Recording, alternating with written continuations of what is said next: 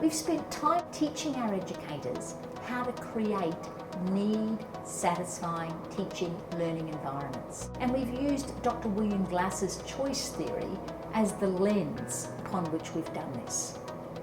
So our educators look at their curriculum planning, they look at their planning and action, they look at the children in terms of what they're doing, how they're relating with one another, how they're secure within themselves. And they think about the 5 generic needs of Dr. Glasser. The need for fun, the need for freedom, the need for recognition, the need for belonging, and the need for survival. And so rather than just assuming this will happen within the curriculum, the educators intentionally plan. So one of the hats that the educators wear is the hat of creating a need-satisfying environment. Now another hat the educator wears within our Catholic preschools is to design and manage that curriculum so children are set up for success. So we have a process that we follow, and our process is very much steeped in the literature and the research. We've trialled it across our schools, we've gone into the schools, we've mentored educators, we've practiced with educators, we've conducted focus groups, we've conducted surveys to get an understanding of our educators' baseline understanding of how children equip themselves with social behaviour. And what we have found is that right across our schools, our educators are convinced that one of their duties is to intentionally teach the social behaviour day in, day out. Not just at the beginning of the school year, not just when children join up and become part of the preschool community, but consistently. Our educators are also convinced that this teaching is different from telling. So we've spent a lot of time burrowing. What's the difference between telling a child to use kind words, telling a child to be appreciative, and teaching a child what the kind words are, what the tone is, what's appropriate when you might have a difference of opinion. So how do you actually stand up for yourself and to be able to communicate that your opinion is different, rather than hitting or hurting somebody with hurting hands or hurting words? How do children learn the gift of appreciation?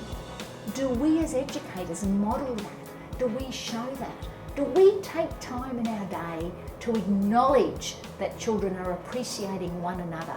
They're appreciating the fact that someone has taken time to actually prepare their meal that they're sharing at morning tea or at lunch. They're appreciating the beauty of nature. They're appreciating surroundings. So we as educators are explicit in our language, in our modelling, being able to open the eyes of children.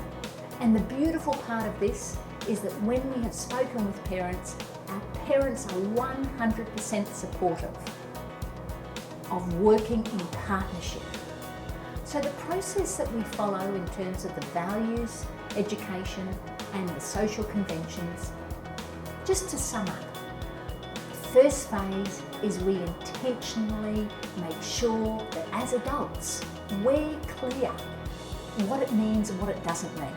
So then, when we do engage in conversations with children, and we do engage in modelling and descriptions and reading stories and celebrating, we are actually giving them a consistent message. And the big message that we focus upon across our preschools is we move out of the maybe land, we move into the intention land. So children become masters of the values in education. And our expectation isn't that they become masters over the course of their preschool education, but that they get strong foundations. And those foundations are built upon within the school system and of course built upon and flourish within the home. We talk about with educators how important it is that you reteach and not to limit children to your own style of learning. Think about Howard Gardner's rainbow of intelligences. And think about, perhaps you've got a child who just adores music. How do you bring the values and the social conventions to life using that music intelligence? You might have a child who is absolutely besotted with nature. How do you bring the values education alive using the nature intelligence?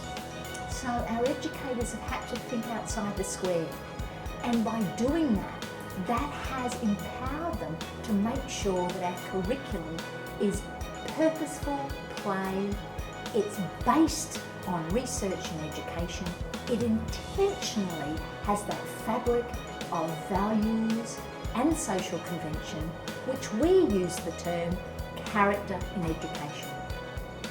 We never lose sight of Vygotsky's zone of proximal development, making sure we know exactly where children are. We document their learning. We have pictures, we interview children. We're able to identify milestones so we can celebrate, so we can coach, so we can be proud, and the children are proud of their efforts. The parents are proud because we all work in collaboration. And I look forward to us growing and developing that in the future. Thank you for listening.